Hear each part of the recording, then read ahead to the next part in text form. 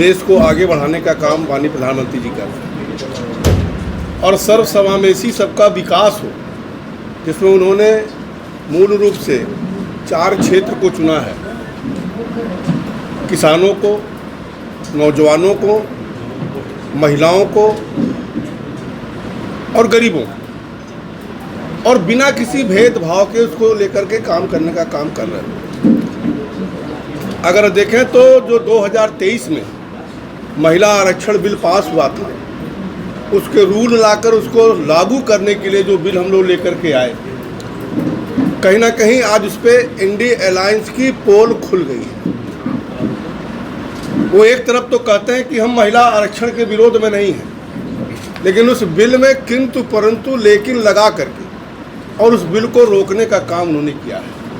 और जिस प्रकार से पार्लियामेंट के अंदर जो दृश्य था, वो सरासर पूरे देश की जो आधी आबादी हमारी माता और बहनें हैं, उनके हक को रोकने का काम इस सारे अलायंस के लोगों ने किया है। और आने वाले समय में उनको जवाब देना होगा। और भारतीय जनता पार्टी ने तय किया है कि हमारी महिला संगठन के जितने भी आंदोलन जीत करेंगी, उनके साथ भारतीय जनता पार्टी कदम से कदम मिला करके चलेगी। और मुझे पूरा विश्वास है कि आने वाले समय में इसका उन्हें खामियाजा भुगतना पड़ेगा, क्योंकि हम जानते हैं कि जब महिला घर से बाहर निकलती हैं तो ये सांप्रदायिक पार्टियों को डर लगता है कि उनका जो परिवारवाद है वो खतरे में पड़ जाएगा। उसके नाते लेकर इसका विरोध कर रहे हैं, जो कि 2-3 विषय उन्होंने उठाया था, जो विपक्ष ने उठाया, जैसे कि अखिलेश यादव जी ने उठाया कि अल्पसंख्यक महिलाओं का आरक्षण दिया जाए। ये वो भी जानते हैं कि हमारे संविधान में ये व्यवस्था नहीं है कि धर्म के आधार पर किसी को भी आरक्षण दिया जा सकता हो, लेकिन नकाब के आड़ में 20% महिलाओं के लिए इस मुद्दे को लेकर था और क्या कहना चाहेंगे? मैं मानता हूं कि 16 और 17 अप्रैल देश का काला दिवस के रूप में देखा जाएगा। जिस 17 तारीख को इंडिया अलायंस ने महिला आरक्षण का विरोध करके बिल पास नहीं होने दिया, वो कहीं ना कहीं भारत के काले दिनों में गिना जाएगा। और साथ ही साथ जिस कुतर्क के साथ India alliance, Congress, Samajwadi party, TMC, DMK, ये सब लोगों ने जो खुल करके महिलाओं का विरोध किया है, निश्चित तौर से उसका जवाब आने वाले समय में महिलाओं उनको मैदान में, फील्ड में देने वाली है। राहुल गांधी कह रहे हैं कि हम महिला आरक्षण के खिलाफ नहीं हैं, हम डिलिमिटेशन के खिलाफ है, और जो ये सीटें बढ़ रही हैं इससे उत्तर और दक्षिण का गैप बढ़ेगा। भारतीय जनता पार्टी चूंकि उत्तर भारत में मजबूत है, इसलिए वो चाहती है कि दक्षिण भारत को कमजोर करके अपनी सत्ता हथिया।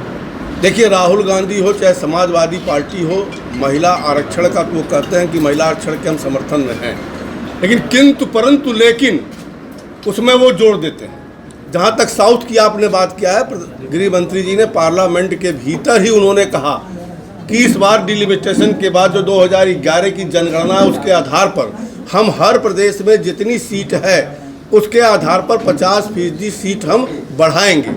और उन्होंने परसेंटेज वाइज निकाल करके भी दिया कि किसी भी प्रदेश को 2-3.23% का फायदा ही हो रहा है, किसी का घाटा नहीं हो रहा है। जहाँ तक राहुल गांधी का सवाल है, दूसरा क्या था आपका?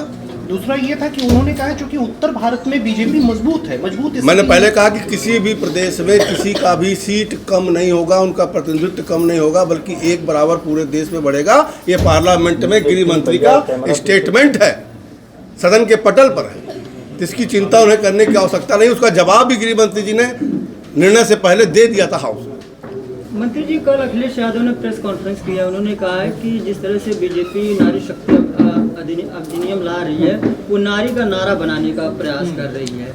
विपक्ष ने मुंह तोड़ इसका जवाब दिया और बीजेपी की हार हुई। देखिए, अखिलेश यादव की सरकार जब रही है तो बेटियां हमारी घर से निकलने से डरती थी।